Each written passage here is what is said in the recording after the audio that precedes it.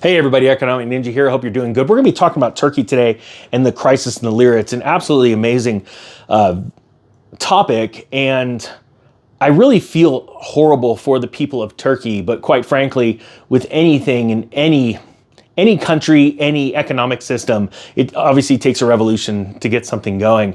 And Turkey is not unlike any other country that collapses throughout the dawn of time, because economic cycles go up, they go down, and so do currency cycles. And the one sure thing is that your currency in your country is going to fail someday. When? We don't know. But the facts are, they always fail. And they just come out with a different one that has a different name or different colored paper or, different symbols, right? But it all comes down to one thing. It's worthless. And over time, it becomes more worthless as governments want to grow and buy things. They have to print more of that worthless currency, making it even more worthless. So here we go. Here's a story out of that I was just going over. I just grabbed some talking points, and it was called "Turkey has calmed its economic crisis for now."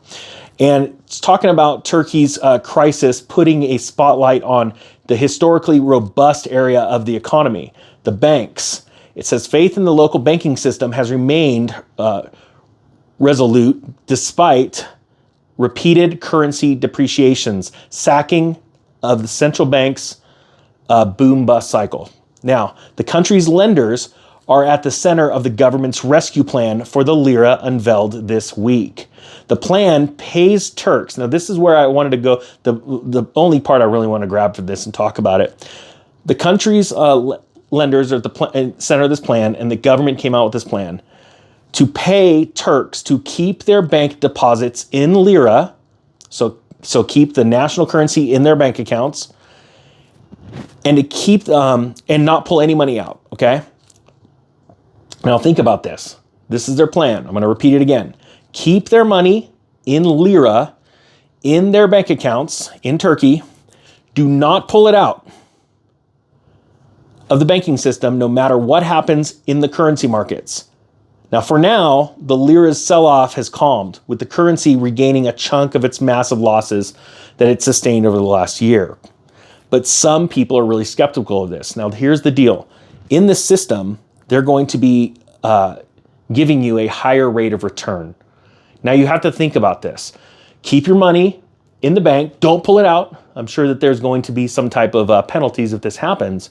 Don't pull it out. We're going to give you a lot of interest. Much better than where somewhere else. Where's that interest coming from? It always comes from printing more lira. That's the problem.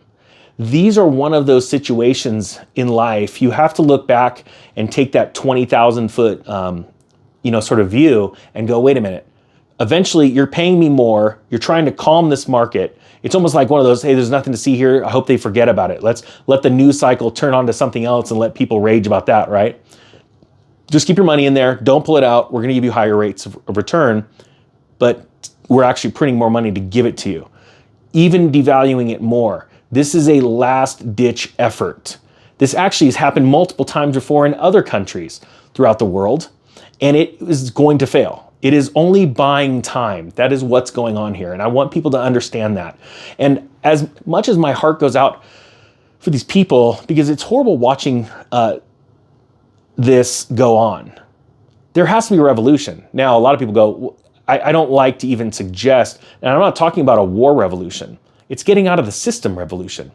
The people in Turkey could have bought, before all this happened, gold, silver, Bitcoin, things like that, right? What would that have been doing in terms of lira? How much lira would you be able to rebuy if you wanted to sell your Bitcoin or sell your gold now after it just had this massive collapse in value? Well, the answer is a lot more lira. Now, a lot of people in the comment section will probably leave a comment like, well, that's crap. Why would you ever exchange your gold for lira if it had fallen in value? This is why. Because you're not going to take that gold coin down to the escrow office, your lawyer, or your courthouse, right, in Turkey, and go, I want to exchange this gold coin now for a house. Because I'm not saying that one gold coin is going to buy a house, but you get my drift. There's a point where you exchange what you have invested in back into that national currency to go buy things like real estate, to go buy food, things like that. And now you have, hopefully, much more purchasing power because what you bought was a hedge against inflation.